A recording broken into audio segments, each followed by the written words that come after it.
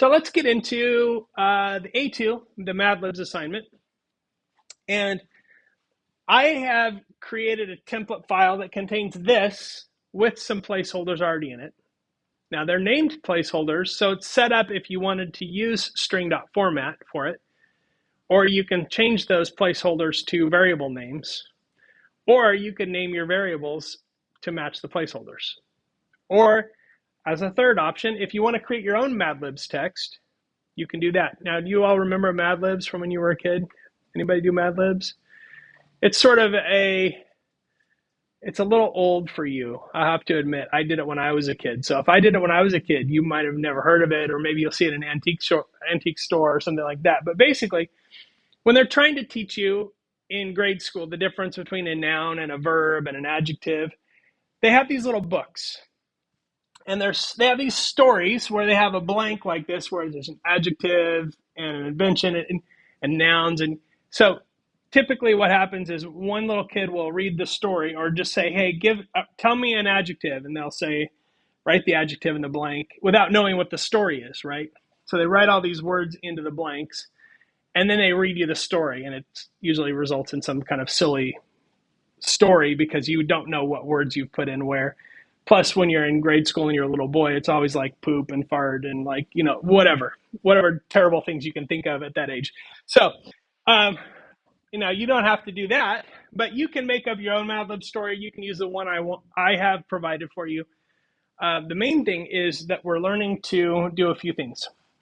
So we're going to get user input for each of the words. So you're going to have several prompts for the user using the input function, and you're going to put those into variables. You're going to say, give me an adjective, give me a noun. So that when you run the program, it's going to ask the user, give me a noun, and they'll type a noun, and then that will go into a variable that you're going to then insert into the story. So they'll go through 4 or 5 different inputs, and then at the end, you're going to use either string.format or an F string to insert their responses into the story and then display the story.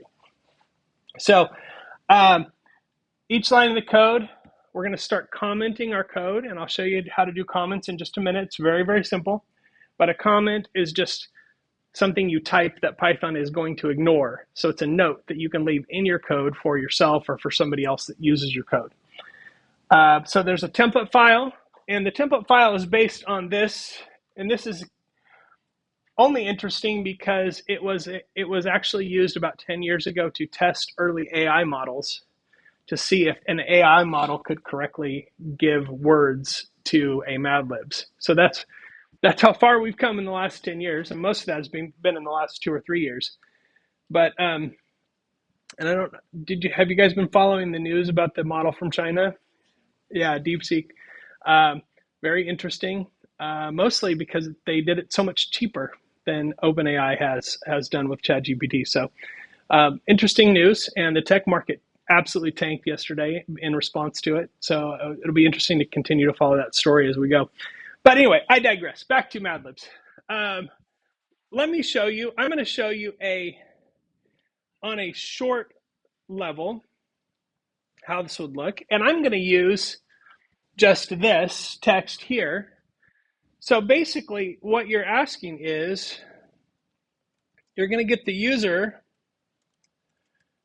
to give you something, like give me a number in that case, and input, give me the name of a person.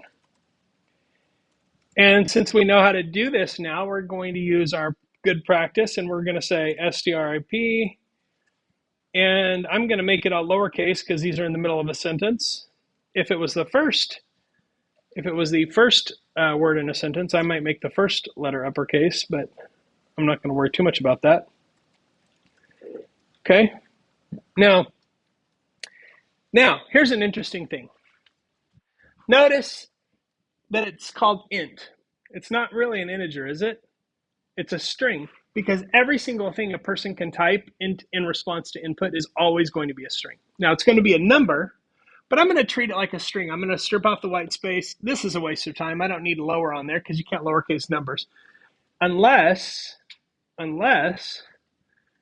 they type the word for a number. I could type 100 as in ONE, right? 100 like that. And then in that case, lowercase is going to be fine. Will lowercase hurt if I apply it to a string that contains digits? No, it doesn't make a difference. And in this case, it's okay, but the variable name is really the problem here. It's not an integer, and I don't want to confuse myself later. So I'm going to say strage. And so on a small scale, this is kind of what the Mad Libs will look like. And when you run it, it'll say, give me a number, and then it'll give me the name of a person.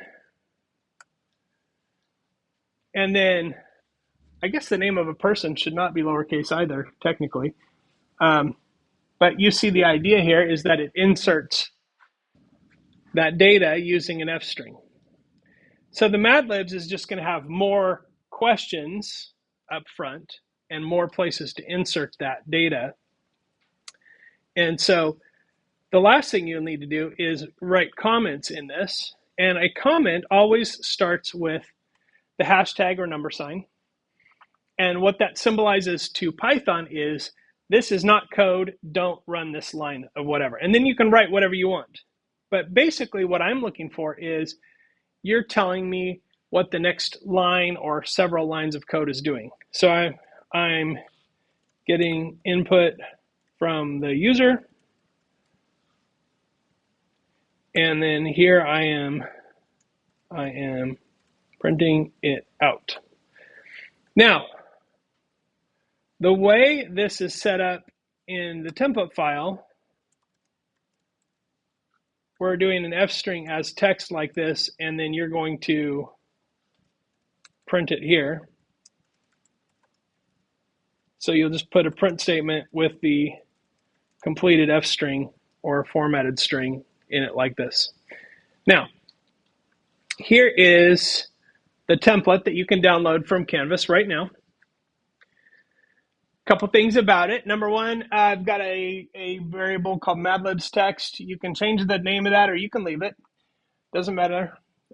You'll also notice that the string has 3 quotation marks at the beginning and 3 quotation marks at the end. That is a shortcut in Python for putting in a multi-line string. So when I print this out, it will be formatted just like this. So it will span multiple lines. It won't just be one super long line. Let me show you. Print madlibs text. Okay, so when I print it, it keeps all those line breaks. Now it's not substituting anything because I haven't created any variables and I haven't told it that's an F string. But this will work just like any other F string. If I put an F in front of it, you'll see it highlights all of the fields or the placeholders, but it's also underlining them in red saying you're going to get an error here. And the error is going to be that variable doesn't exist yet. So if I want to, I could say 80J1 equals input. Give me an adjective.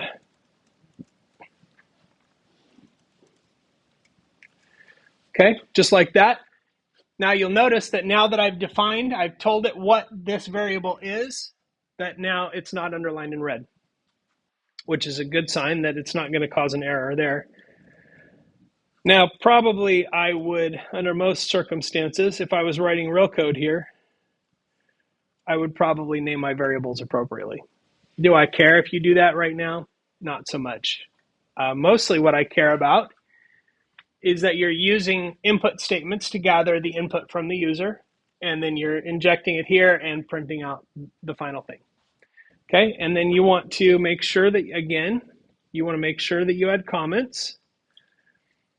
And so you can comment and you can say, getting user input, and then down here, oops, printing results.